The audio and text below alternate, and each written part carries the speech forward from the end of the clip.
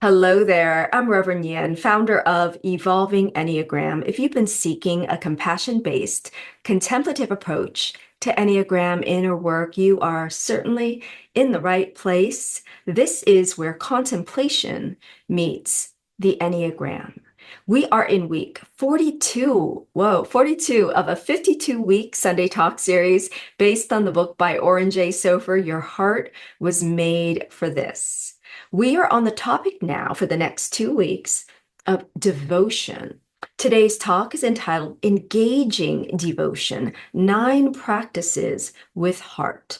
I'm going to take today in 3 parts, opening with just a brief definition, like what do I mean by devotion, or what does Sofer mean by devotion? In the second part, I'll actually invite you into a guided meditation or reflection on the topic of devotion in your life, in your heart. And then in the final part, I'll invite you into a devotional practice for this week with 9 suggestions based on your Enneagram type. And they're only suggestions to give you ideas for whatever the true prompting is within your own heart. So let's begin. So I'd like to open with 2 passages from Sofer's book. He writes, "Devotion is the willingness to give our heart to something completely. It is a way of relating to anything in life with deep love, loyalty, and generosity of spirit. In wholeheartedly engaging with life, devotion helps us realize our aspirations and bring satisfaction and fulfillment. Devotion heals us, feeds our heart, and sustains us with well-being during our challenges.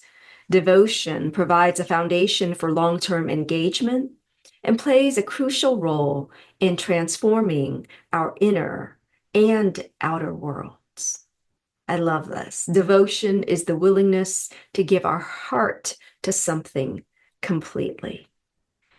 So you'll see in the practices I offer later that in some ways the Buddhist practice of mindfulness that's become popular and secularized in our modern day, for me, that practice has always really included a heartfelt practice, right? That the term mindfulness, I think, is a little misleading. But that total devotion to that present moment, to what we are engaged in, for me, includes inevitably a full, heartful experience. And so I want to invite you to begin simply by considering that living your life in all the activities of life, living it with heart matters, right? And that it enriches and fulfills yourself. And when we find that there's emptiness in our lives and there's something lacking or missing, it could very well be our own hearts are missing from what we're engaged in because we're locked into things like duty or responsibility, something we think we should do, or maybe we haven't really processed our real feelings around this person or situation, but we feel a little guilty anyway, so we're going to engage in this activity like helping a parent, but in the back of our minds, the reason we're not doing it in a hurtful way is because we then have to face maybe some unforgiveness, something else going on. And so we end up doing it void of heart, right? In a way that is heartless. So Sofer also writes, when we feel an absence of the sacred, we experience a void in our hearts, a pervasive emptiness.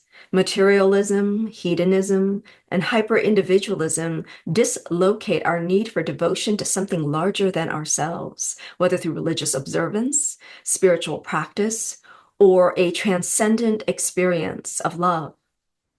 We may be devoted to art, to love, or family, to the sacred, to social justice, or to all of these and more. Our devotion is not defined by its object, but by the quality of attention and love we bring to it.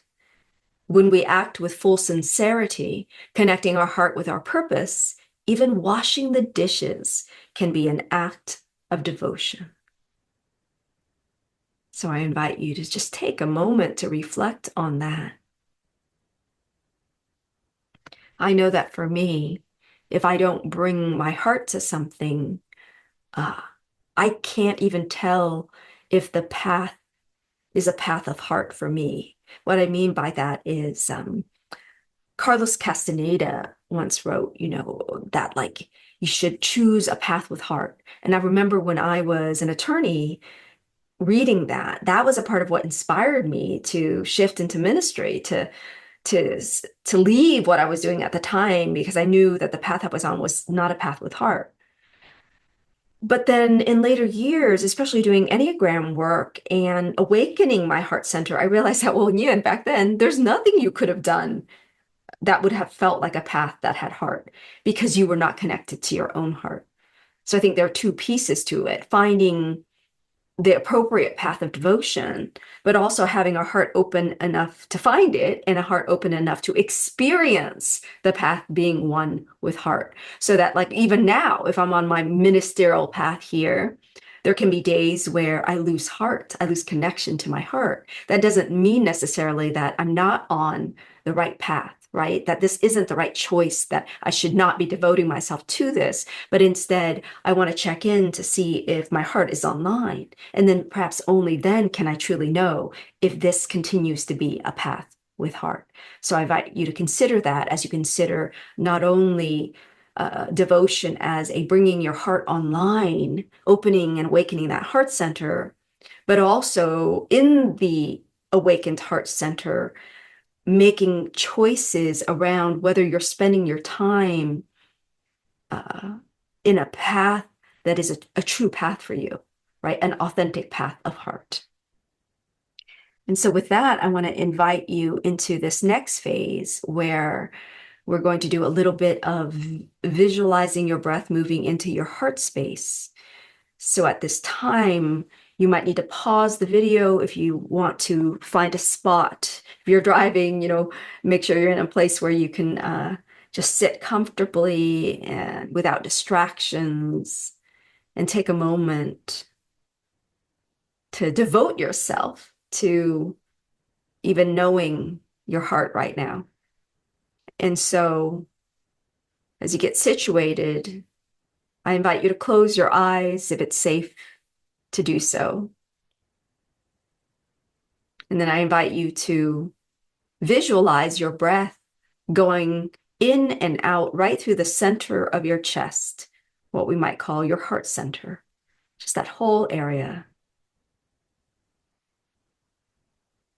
Take your time, imagining your heart going in through the heart center and out through the heart center.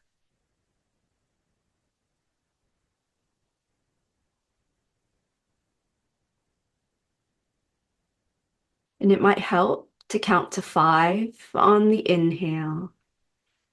5, 4, 3, 2, 1 on the exhale.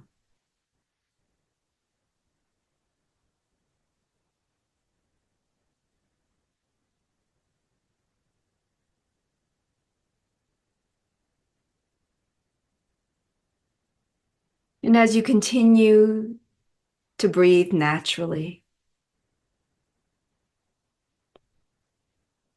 I invite you, these are Sofer's words, to notice your own associations with the following words, each of which expresses a different aspect of devotion.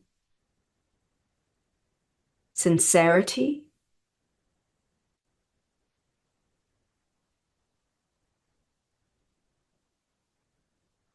reverence,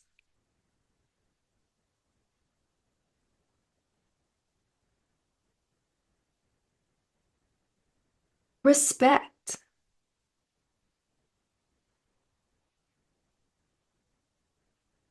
wholeheartedness,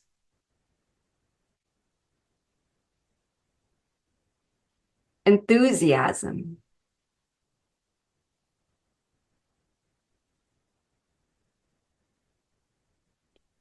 love.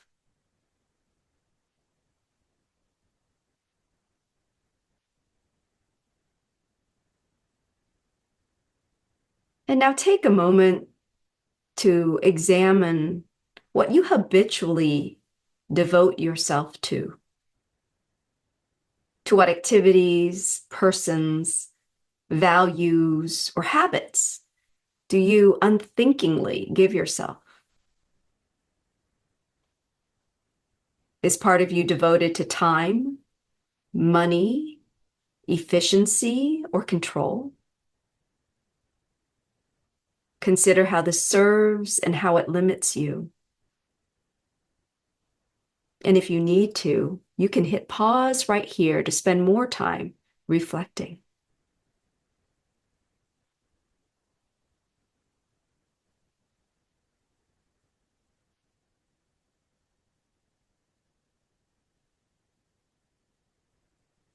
And now reflect on who or what is worthy of your devotion.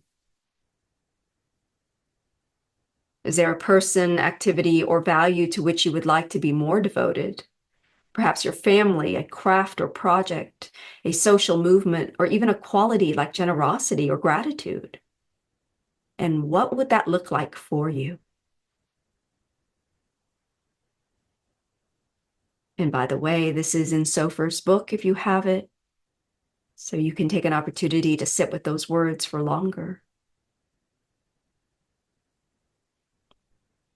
And you can also hit pause again right now.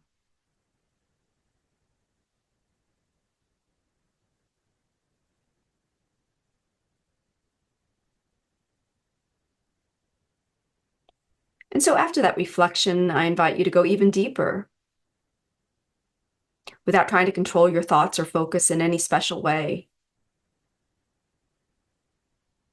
Ask yourself, what is sacred to me?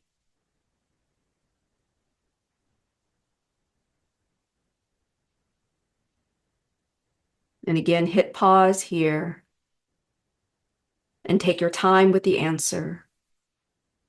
And only when you're ready, you can hit play again.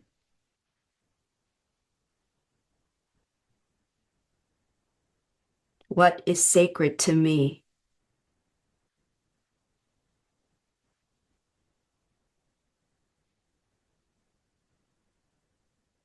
And when you feel ready, return to being present here. Make a mental note of anything significant that you want to remember or write it down.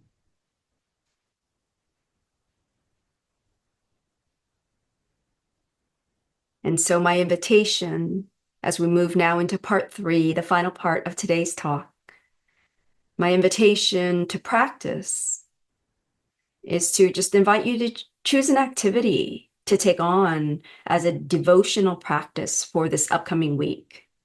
It could be as simple as mindfully drinking your morning coffee or tea, or mindfully reading your child a bedtime story, even cleaning your teeth. Remember, it can be an act of devotion to the present moment.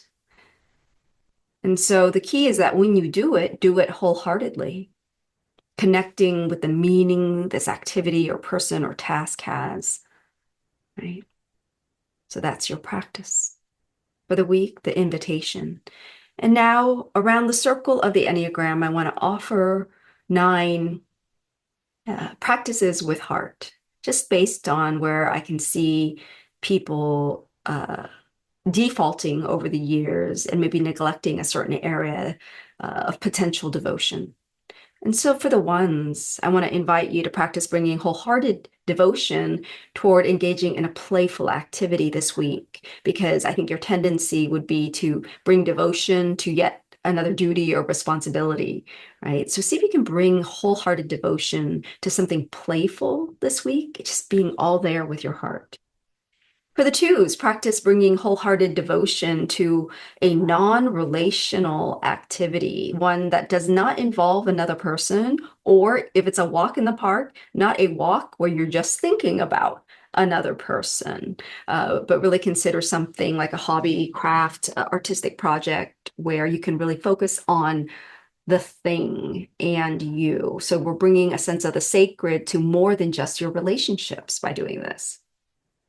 For the 3, practice bringing wholehearted devotion simply in the process of slowing down intentionally at different intervals throughout this week, either on a drive or while you're walking, or even in your speech or your listening. And so in that slowness, the heart has some space to come online, right? Because the heart is slower than the mind. So for the 4, practice bringing wholehearted devotion throughout this week to the effort to see the world through another's eyes. What a gesture of love and devotion to do your best to connect with, to even love the difference that's maybe happening in another person, right? And so that supports you in getting out of the self-referencing mode of the 4 that might be encountering otherness, but then bringing it into how you're experiencing it as opposed to how they are. And so that broadens your world, brings love to more areas of your world. So for the 6, practice bringing wholehearted devotion by letting yourself relax into a sense of well-being in the here and now. So that devotion, I mean, you might easily practice devotion by your efforts to care for other people and protect their safety, right? But I'm talking about devotion as a gesture of release and relaxing and allowing well-being to be here in the here and now and being devoted to that experience. So for the 7, practice bringing wholehearted devotion by listening slowly with your heart so you can better sense the other person's heart as well as your own. So slow listening. It's not just listening for the information because you already figured it out and you're over here, but that slow, devoted care where you can feel and sense empathetically more by listening with your heart fully online and not just your mind.